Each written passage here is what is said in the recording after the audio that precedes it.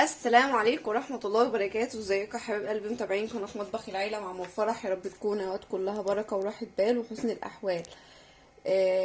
عايزين قبل ما نبدأ الفيديو بتاعنا وقبل اي شيء نصلي على الرسول. اللهم صل وسلم وبارك عليك يا حبيبي يا رسول الله. وعايزين ندعي لاخواتنا في فلسطين ربنا ينصرهم يا رب، اللهم امين. احنا عارفين بقى ان احنا دخلنا الحر والجو بقى حر قوي قوي قوي، فحبيت ان انا اعمل معاكم حاجة ترطب على القلب بمعنى اصح. فدلوقتي متوفر عندنا في الثلاجات في خزينة المانجا، وانا كنت خزنت معاكم المانجا، ارجعوا الفيديو. بخزنها بكام طريقة. فانا بص اكنها لسه جايه طازة يعني. فانا عندي مانجا في الفريزر. المهم اللي انا بقى طلعت مانجا وقطعتها كده، قشرتها وقطعتها زي ما احنا شايفين. هي متلجة، فعشان انا قشرتها ومقطعاها هنعمل بها ايه؟ هنعمل بها حاجة حلوة جدا. يلا بينا نشوف هنعمل بها ايه. طب انت معاكي حله، الحله دي فاضيه، طب هنعمل فيها ايه؟ يلا بينا نشوف هنعمل ايه. انا قشرت المانجا زي ما احنا شايفين كده، هضربها في الكبه وهنعمل احلى مهلبيه مانجا، حاجه كده منعشه ترطب على القلب. يلا بينا. هضرب المانجا ديت في الكبه، هخليها زي البيوريه المانجا بالظبط وارجع لكم على طول. خلاص يا جماعه، شايفين قبل ما نفضي المانجا بتاعتنا انا هنا حطيت كوبايه معياريه من الميه، مجرد بس لان بيوريه المانجا هيبقى تقيل، فعلشان انا هزوده كوبايتين من الميه، كوبايه فضيتها هنا وكوبايه اللي انا هقلب فيها النشا. فدلوقتي هننزل ببيوريه المانجا على الميه بتاعتنا كده زي ما احنا شايفين اهو. هنزل عليهم بكوبايه برضو من المعياريه، اي الكوبايه اللي هتعايري بيها هي دي اللي هتحط بيها. هنزل عليها بكوبايه من السكر. تمام. هنقلب كله كده على البارد، يعني مش هنعمل اي حاجه، اجيب بس حاجه كبيره نقلب فيها النشا. اولا احنا مش هنرمي مكان ضرب المانجا، فانا حطيت شويه من الميه وقلبتها كده وهنزل بيهم برضو معايا. بقى هنا اي حاجه هحط فيها النشا هقلبها. تمام. هحط كده حوالي 5 معالق من النشا.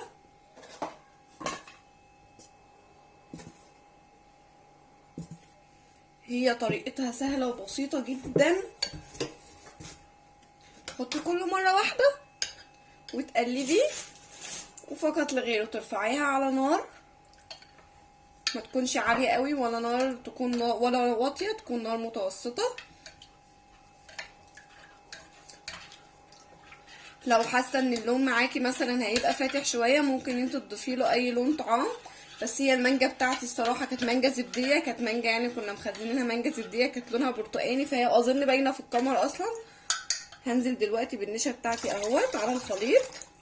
ممكن مش عايزه تضيفي الخطوه ديت دلوقتي وتضيفيها بعدين لما الخليط بتاعي يتماسك شويه على النار، عادي براحتك، دي خطوه اختياريه. يعني تضيفيها دلوقتي وتقلبي كله مره واحده، لا اما تضيفيها لما الخليط يسخن شويه على النار. بس انا بضيف كله مره واحده وبرفع كله مره واحده على النار. انا حاسه ان اللون بتاعي بدا ان هو يفتح شويه لما ضفت النشا، فانا عندي لون طعام اصفر. هحط سنه بسيطه اهو، مجرد بس ان هو يبقى باين اللي هو مصفر لدرجه المانجا بالظبط. انا لسه ما ضفتش اي روايح، وانتوا زي ما انتوا عارفين ان انا بحب احط على اي حلويات بنعملها او اي حاجه مسكره بنعملها ريحه الموز والفانيليا. فانا دلوقتي قلبت الخليط كله، يلا بينا نطلع بيه على النار. ادي الخليط بتاعنا طلعنا بيه على النار، ايدينا بقى فيه تقليب مستمر، مش هنبطل لحد ما الخليط بتاعنا يتقل زي المهلبيه بالظبط. وبعديها نصبه في الكوبايات وتاكلي احلى مهلبيه مانجا بجد هتاكلوها في حياتكم. بس انا مستنيه بس الخليط يبدا يسخن سيكه، يعني حاجه بسيطه. بعدها هضيف لها الفانيليا وهضيف لها ريحه الموز. دي خطوه اختياريه، مش عايزه تضيفي برضو براحتك. مهم ان ايديكي هتفضل تقليب مستمر في قلب الخليط بتاعنا لحد ما يتقل. واحنا كده بنقلب في الخليط بتاعنا عايزين نطهر لساننا كده بالصلاة على الرسول. اللهم صل وسلم وبارك عليك يا حبيبي يا رسول الله عليه افضل الصلاة والسلام. استغفر ربنا يا جماعة، استغفر الله العظيم، استغفر الله العظيم.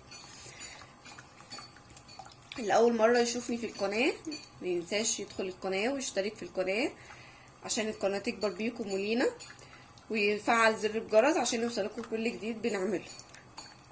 السكر يا جماعة انا حطيت كوباية، وفي نفس الوقت على حسب الرغبة تدوقي سكرك وتظبطيه.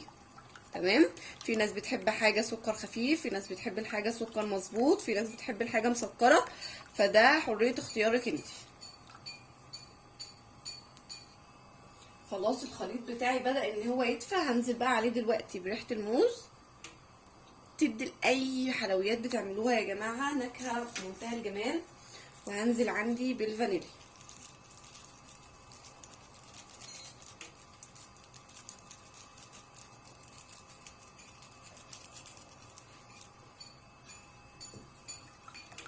دينا مستمرة في التقليب برضه.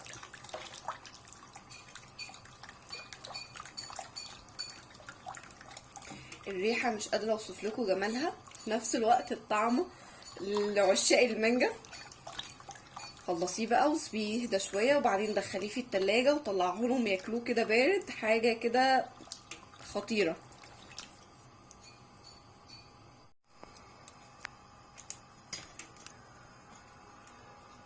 خلاص يا جماعه شايفين بسم الله ما شاء الله القوام بتاعي بدأ ان هو يتقل اهوت زي ما احنا شايفين كده مع بعض. كده انا وصلت للقوام اللي انا عايزاه. هبدأ دلوقتي بتكوني جاهزه معاكي الكاسات اللي انت هتعبي فيها اي حاجه هتغرفي فيها الخليط بتاعنا ده، او هنصب فيه الخليط بتاعنا ده. فانا مجهزه الكوبايات بتاعتي معايا اهيت. هبدأ ان انا ناخد الحله كده مع بعض ونصبها مع بعض. يلا بينا. معايا الكاسات بتاعتي اللي انا هصب فيها اهيت، او القوالب اللي انا هصب فيها. معايا الخليط المانجا اهو، شايفين اصلا قوامه. الله الله بجد يعني يا جماعه حاجه كده بجد تستاهل بقكم، لازم تجربوها. وانا عارفه ان هي سهله وبسيطه واي حد يعرف يعملها. هكمل بقى صب الكاسات وارجع. خلاص يا جماعه، حابه بقى اي حاجه متوفره عندك، مكسرات عايزه تزيني بيها، زبيب عايزه تزيني بتاع المهلبيه بتاعتك. فانا متوفر عندي دلوقتي جوز الهند، هنبدا ان احنا نزين بيها دلوقتي كده. التزيين بقى اللي انت حابه تزينيه.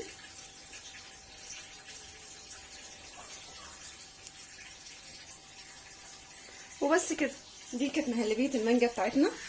يا رب تكون عجبتكم، سهله وبسيطه، اي حد يقدر يقف يعملها في ثانيه. يا رب الفيديو بتاعنا يكون عجبكم ويكون خفيف عليكم.